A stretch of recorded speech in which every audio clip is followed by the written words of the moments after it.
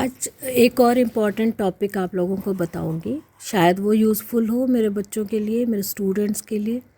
वो है free radicals. Free radicals होता क्या है? सबसे पहले उसकी definition. It is a molecule or molecular fragment that contains one or more unpaired electron in its outer orbit and has an independent existence, and they are highly reactive molecule. Some free radicals of biological importance include superoxide radicals, hydroxyperoxyl radical, hydroxy radical, and nitric oxide, and all these are very reactive. How free radical generates? ठीक है. Number 1, first ionizing reaction, that may be X-ray and UV rays. मतलब अगर हम ज़रूरत से ज़्यादा x ray या UV rays से एक्सपोज्ड होते हैं, they can lyse water leading to formation of hydroxyl radicals. ठीक है. Certain metals like copper, cobalt, nickel and iron can react with oxygen or H2O2 with formation of hydroxyl radical. And third is nitric oxide is itself a free radical, can react to oxygen to yield peroxynitrite, which decay to form hydroxy radicals.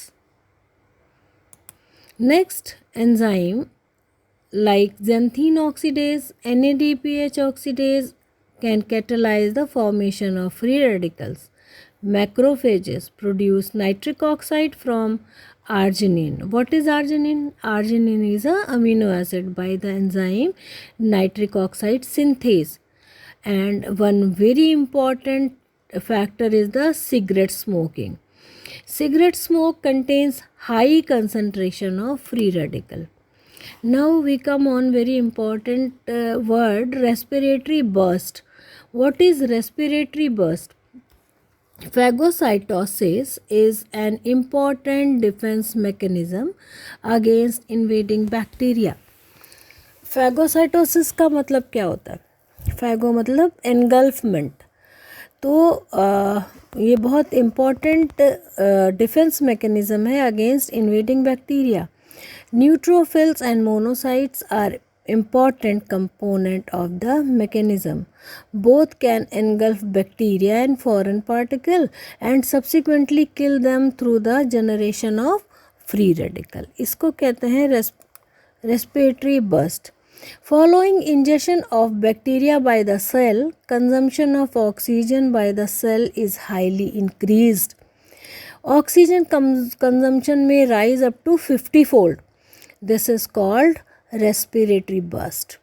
This phenomena reflects the rapid utilization of oxygen and production from it of large amount of reactive oxygen species, some of which are potent microbicidal agent. Now, how damage produced by free radicals. Free radical से damage कैसे होता है? Lipids.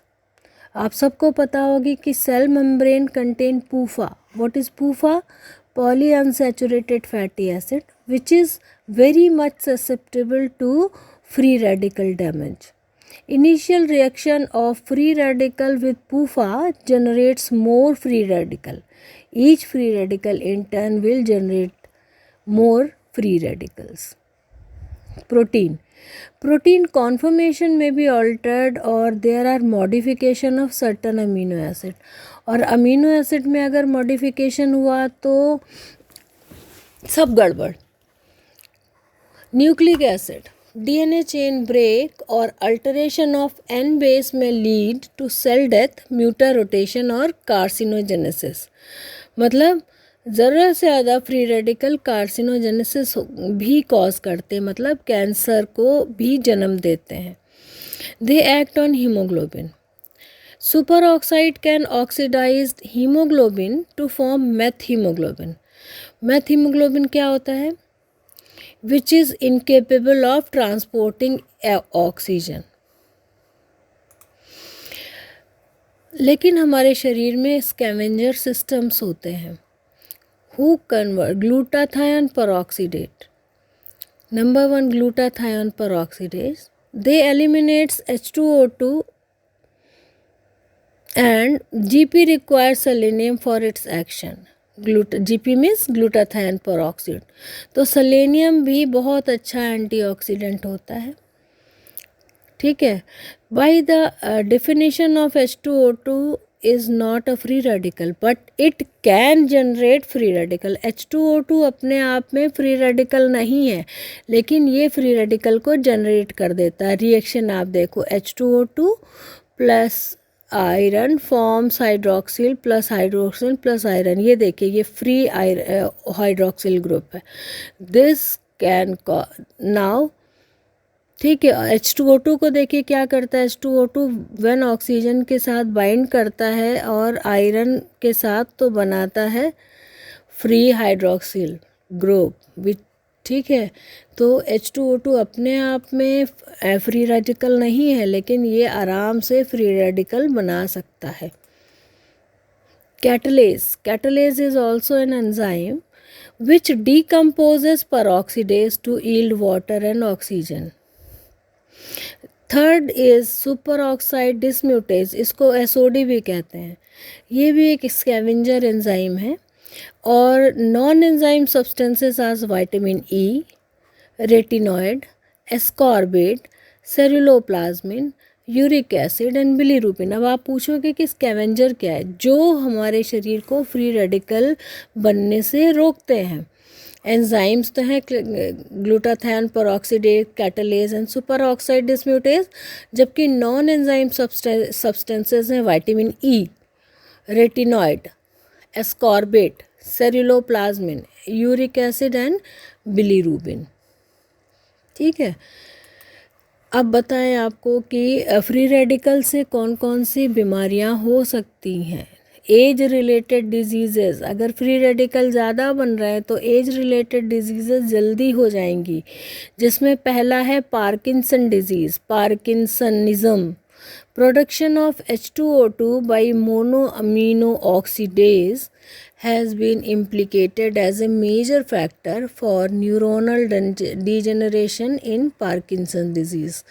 Second, Alzheimer's, chronic disease and progressive neurodegenerative disorder in which free radical play very important role.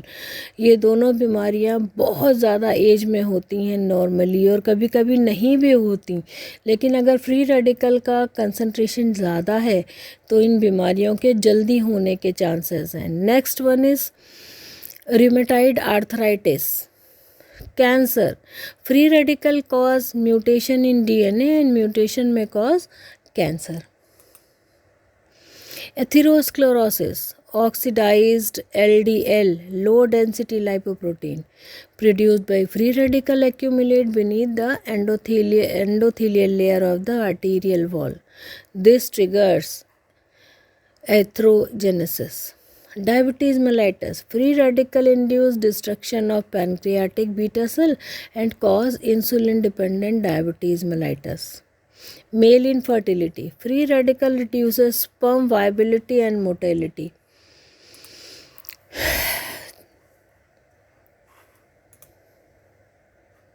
तो free radicals बहुत ख़तरनाक हैं, लेकिन उनको फ्री रेडिकल ज़्यादा बॉडी में ना बने उसके लिए पहले तो हमारे बॉडी में ही स्कैवेंजर्स होते हैं, जो कि इन 3 एंजाइम्स हैं, याद रखिए, glutathione peroxidase, catalase and super oxide dismutase. Enzyme के अलावा होता है, अगर हम विटामिन E बहुत अच्छा एंटीऑक्सीडेंट का काम करता है, इनको एंटीऑक्सीडेंट्स कहते हैं, तो एंटीऑक्सीडेंट्स का काम करता है. और अगर vitamin E, vitamin A, citric acid मतलब विटामिन C, ये सब एंटीऑक्सीडेंट का काम करते हैं. अब एंटीऑक्सीडेंट क्या होता है?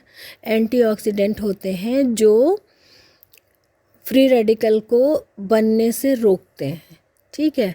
तो इसलिए कहते हैं कि आप लोगों ने पढ़ा हुआ है कुछ विटामिन्स भी एंटीऑक्सीडेंट होते हैं, तो उसमें होते हैं A, E and vitamin C, ठीक है. तो आई होप ये आपको यूज़फुल होगा, समझने की कोशिश कीजिएगा, पीपीटी ध्यान से देखिएगा। ठीक है, और कोई क्वेश्चन हो तो आप कमेंट बॉक्स में आराम से पूछ सकते हैं बिना किसी हेजिटेशन के। सी यू, बाय।